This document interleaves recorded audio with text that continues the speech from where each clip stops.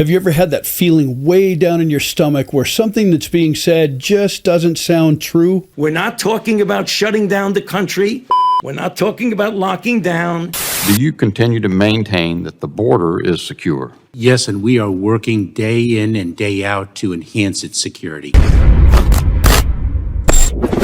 PSYOPs are psychological operations, and today I'm going to give you 4 triggers to look for. Now, there are a lot. There are many, many different ones than this. I'm going to give you 4 today, and if you pay attention and you notice these things, you may be in a PSYOP.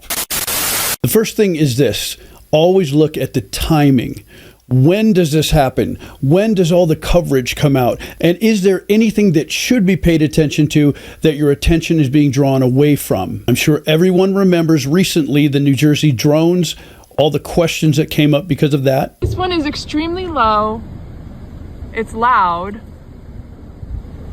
It's really huge. And it's huge. It's so big. I'm not saying that that was a PSYOP, but if it was, what was happening right around that time? They started showing up mid-November, and according to this, somewhere between November 13th and December 7th. So what was happening that last week of November, or maybe that first week of December, that maybe someone did not want you paying attention to? The only thing that comes to mind is December 1st, President Joe Biden pardons his son, Hunter. Now, are they related? Maybe not. But if I were involved in a government-level PSYOP, I would definitely want to draw your attention away from something else by misdirection. Pay no attention to that man behind the curtain. The second thing you want to watch out for are repetitive words or phrases, and this is almost always accompanied by coordinated messaging. Anytime major networks all say the same thing or use the same trigger words, or people that are in leadership use the same phrases or trigger words, this could be a problem. That threatens the very foundations of our republic.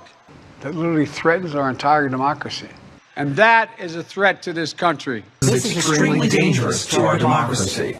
And why would every news channel use the exact same words that a certain person is extremely dangerous to our democracy? This is extremely dangerous to our democracy.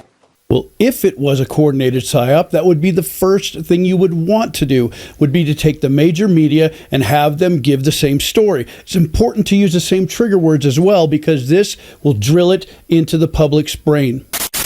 The third thing you need to watch out for are appeals to emotion or scarcity. This triggers deep self-preservation processes that are embedded in your limbic system, in that mammalian part of your brain that makes all of your decisions. Now, many of us remember with the social distancing and the idea of not gathering together and the idea of not seeing family or spending time in the school with your friends. This was something that really triggered people's emotions. Was it planned? I'm not saying that this was part of a PSYOP, but what I'm saying is this would be helpful if you were trying to pull one over. So if I can trigger your emotions, I can get you to do just about anything. When it comes to scarcity, if you have a bunch of news organizations that are talking about food shortages or lack of supplies, this could trigger panic buying. And the only way out of it from your emotions perspective is to go do something about it. And so you panic buy. Now, the fourth trigger I want to share with you today is the appeal to authority. If someone has gained the trust of many people, they will be seen as an authority figure.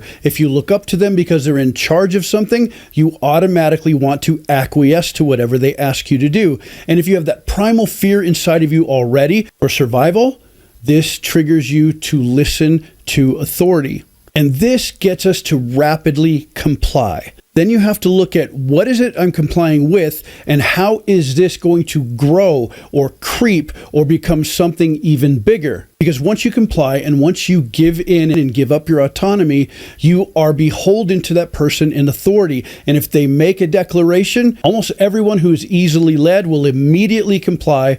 Those that are a little bit more rebellious might ask questions. So in the final analysis, what ends up happening is we acquiesce to authority. We need to actually double down on the public health measures. We're not talking about shutting down the country.